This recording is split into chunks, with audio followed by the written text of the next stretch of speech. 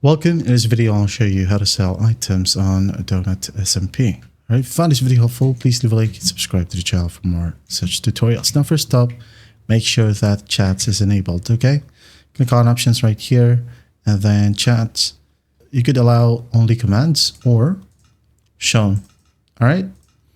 So, once that's done, type down / to enter chat and type down sell. Once done, hit on space, then enter. Okay, now you'll be able to see all of your items right here. You can go ahead and click, then place the item in the section. So for example, one steak would be worth $5. And then after that, or if you're happy with it, you can now then go and press escape. Okay, escape, and it's sold. You now have money right here in the right panel.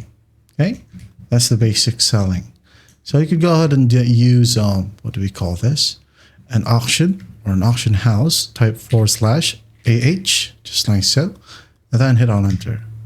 Now here's your items at the bottom and the auction at the top. Select an item, place it right here, and then just set your price, and after that, click to list. But if you just need quick money, just use / sell. But if you want more money out of your item, well, use the auction, right? And that is how you sell items on Donut SMP.